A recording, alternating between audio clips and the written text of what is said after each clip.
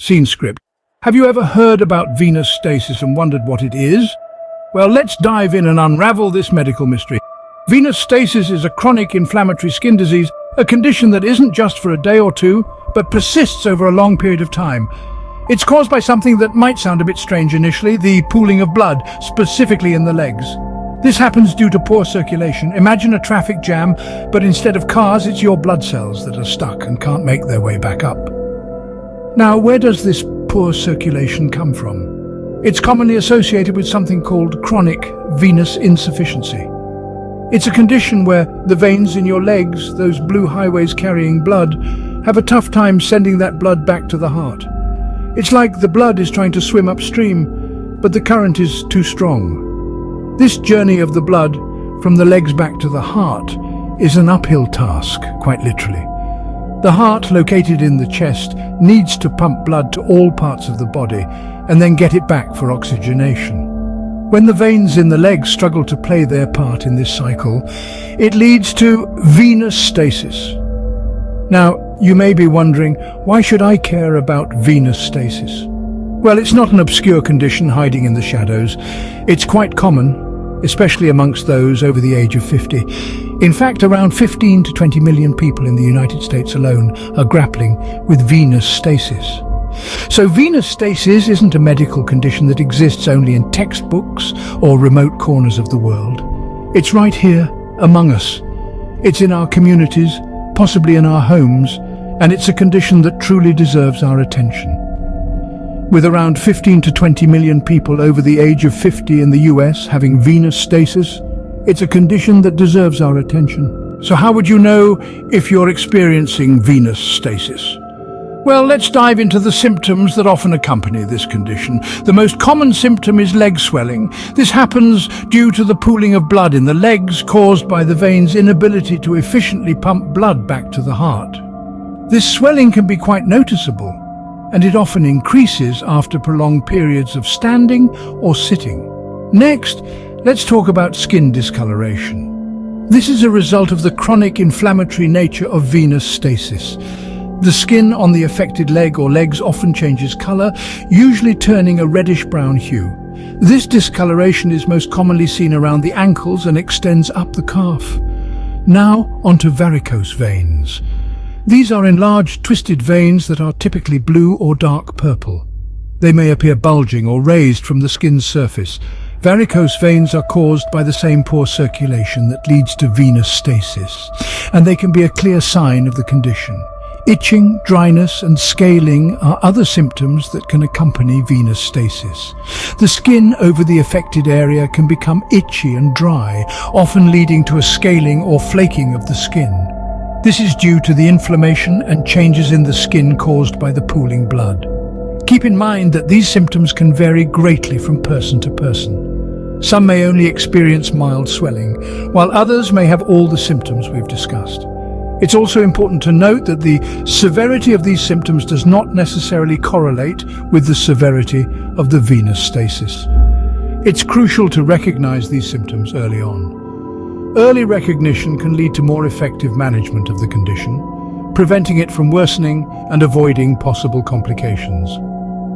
Recognizing these symptoms early can lead to more effective management of the condition. If you suspect venous stasis, how would a doctor confirm it? This is a question that often arises when discussing this condition.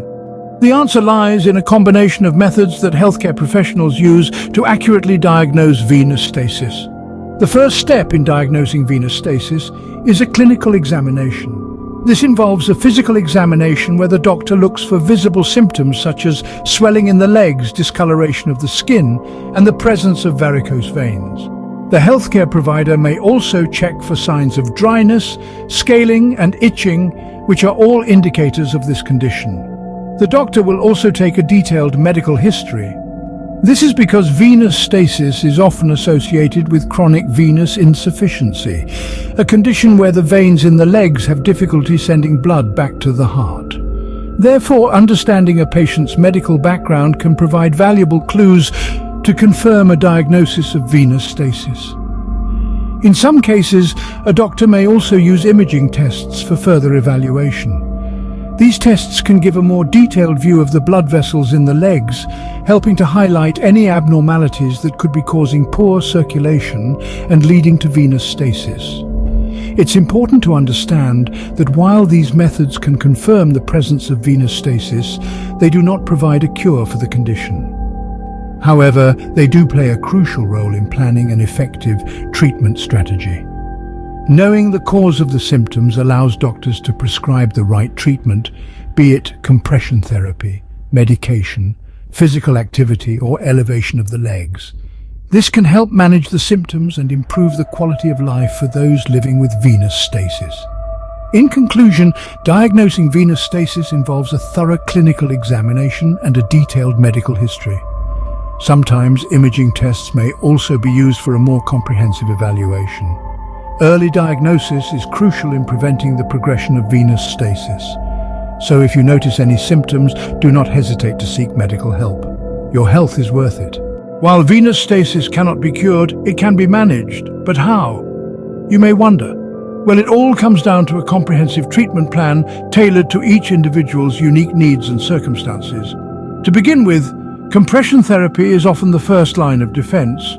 This involves wearing specially designed stockings or bandages that apply pressure to the legs. This helps to improve blood flow and reduce the pooling of blood that is typical of venous stasis. It's much like giving your veins a gentle, supportive squeeze, helping the blood to flow back up towards the heart. Medication also plays a crucial role in managing venous stasis. Doctors may prescribe drugs to reduce inflammation, relieve symptoms like itching and dryness, and prevent complications such as blood clots. These medications can make a significant difference in improving the quality of life for individuals living with this condition. But it doesn't stop there. Physical activity is also a key part of the treatment plan. Regular exercise, especially activities like walking or swimming, can help strengthen the leg muscles, thereby improving circulation. It's as if you're giving your veins a workout, aiding them in their uphill battle against gravity to return blood to the heart. Moreover, something as simple as elevating the legs can be beneficial. This means raising the legs above the level of the heart, often by using pillows or a footrest. This simple act uses gravity to our advantage, encouraging the blood to flow in the right direction, back towards the heart. Lastly, it's important to remember that the goal of treating venous stasis is not just to alleviate symptoms, but also to improve one's quality of life. This means working with healthcare professionals to create a sustainable treatment plan that fits into your daily routine, thereby enabling you to live a full and active life despite the condition. Though it can't be cured, venous stasis can be kept under control with the right treatment. The key is to be proactive. Seek professional advice and adhere to the prescribed treatment plan. With the right approach, venous stasis can be managed effectively, allowing individuals to live comfortably and confidently. Prevention is better than cure, isn't it? So what can we do to prevent venous stasis? To begin with, managing chronic venous insufficiency is a key preventative measure. This condition, where the veins in the legs struggle to send blood back to the heart, often leads to venous stasis. By managing it effectively, we can help prevent the pooling of blood in the legs that leads to venous stasis. Physical activity is another crucial element in preventing venous stasis. Regular exercise, especially activities that get your legs moving like walking, jogging or swimming, can improve circulation. This in turn helps to prevent the blood from pooling in your legs. But remember, it's not about running a marathon, it's about consistent movement. Just as your body needs exercise to stay fit, it also needs the right fuel. A heart-healthy diet can help manage and prevent venous stasis. Foods rich in omega-3 fatty acids, fiber and antioxidants promote good heart health and circulation. So think more along the lines of fish, fruits, vegetables and whole grains, and less of sodium-heavy processed foods. Lastly, proper treatment of any existing conditions is vital. If you have a condition that could lead to venous stasis, like varicose veins or deep vein thrombosis, it's important to follow your healthcare provider's treatment plan. This might include medications, compression therapy, or in some cases surgery. In essence, preventing venous stasis isn't about a single magic bullet, it's about a combination of lifestyle changes from physical activity to diet and the proper management of underlying conditions. By taking these steps, you're not only helping to prevent venous stasis, but also promoting overall health. Preventing venous stasis involves a combination of lifestyle changes and proper management of underlying conditions. What happens if venous stasis is left unmanaged?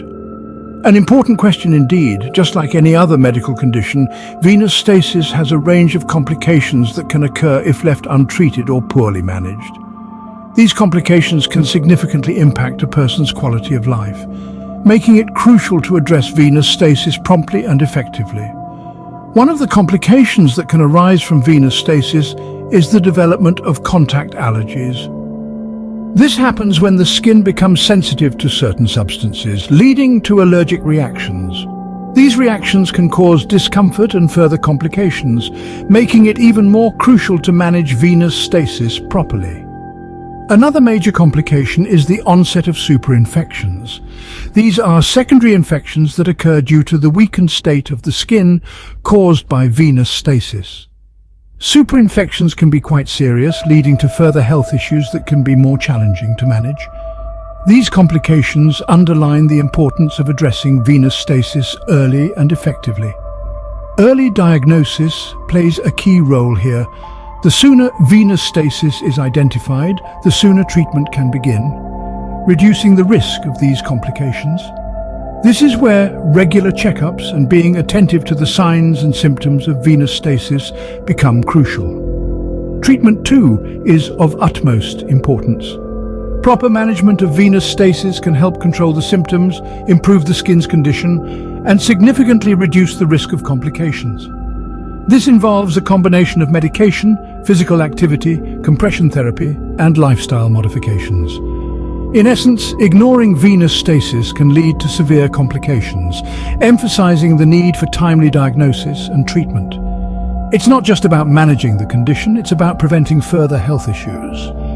So if you or a loved one are dealing with venous stasis, remember, early diagnosis and effective treatment are your best defense.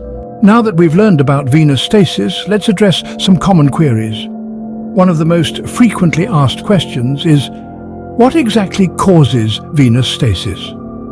Well, it's primarily caused by chronic venous insufficiency, a condition where the veins in the legs have difficulty sending blood back to the heart. This leads to the pooling of blood in the legs, instigating an inflammatory response that causes the symptoms we associate with venous stasis. Next up, are certain people more at risk than others?